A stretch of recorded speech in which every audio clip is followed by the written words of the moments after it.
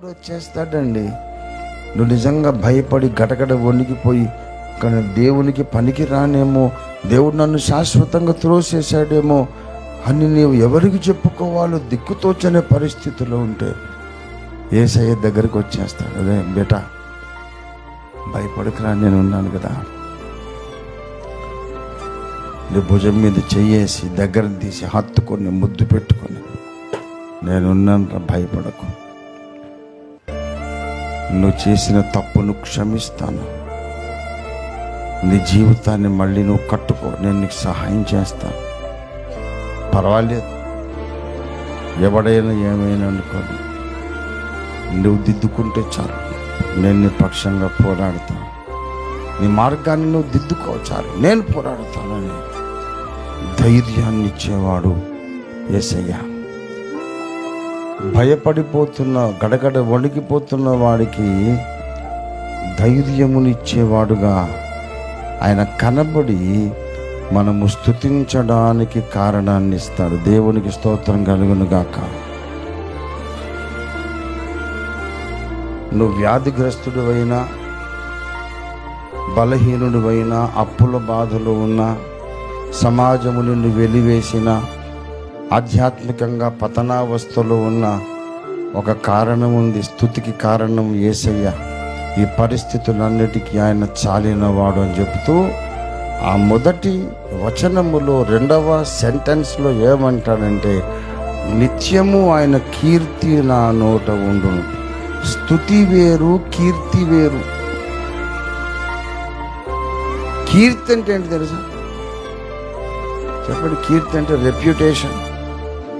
కీర్తి అంటే ఆయన గొప్పతనమును గూర్చిన సమాచారము కీర్తి. ఆయన కీర్తి నా నోట ఉండును అంటే లోగడ దేవుడు ఎన్నెన్ని గొప్ప కార్యములు చేశానో ఆ సమాచారము నా నోట ఉండును.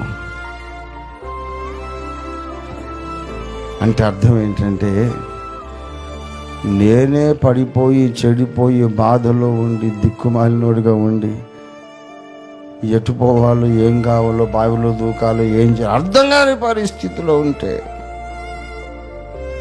పర్వాలేదు నాయన, నా కుమారుడా, నేనున్నానుగా అని ధైర్యపరుస్తాడు. చూడండి, అప్పుడు గుర్తొస్తుంది, ఇదే రీతిగా ఆయన ఎంతమంది భక్తులను బలపరిచాడు.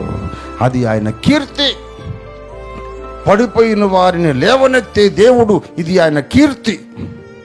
చెడిపోయిన వారిని బాగు చేసే దేవుడు, ఇది ఆయన కీర్తి. పాడైపోయిన స్థలములను బాగు చేసే దేవుడు, ఇది ఆయనకున్న reputation.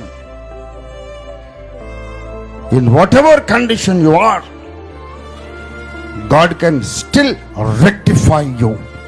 This is his reputation. నీవే స్థితిలో ఉన్నా దేవుడు నిన్ను విడిచిపెట్టట్లేదు. God is committed for your rectification. God is committed to set you right. ఇటువంటి పాడు పని చేశారు, ఇలాంటి పనికి మాలిన పని చేశారు, ఇలాంటి పనికి మాలిన నిర్ణయాలు తీసుకున్నారు అని చెప్పి దేవుడు త్రోసివేసేవాడు కాదు. ఒక వాత పెట్టైనా సరే, మొట్టికాయ వేసైనా సరే నిన్ను మళ్ళీ బాగు చేయటానికైనా పూనుకుంటున్నాడు. God is committed for your rectification and restoration. నిన్ను మళ్ళీ బాగు చేసి, మళ్ళీ పరిశుద్ధపరిచి, మళ్ళీ తన మార్గములో నిలబెట్టి నడిపించి తన సేవలో వాడుకోవాలి అని దేవుడు కమిట్ అయిపోయాడంతే. దేవుని స్తోత్రం కలుగును గాక. హల్లెలూయా. దేవునికున్న కీర్తి ఇది.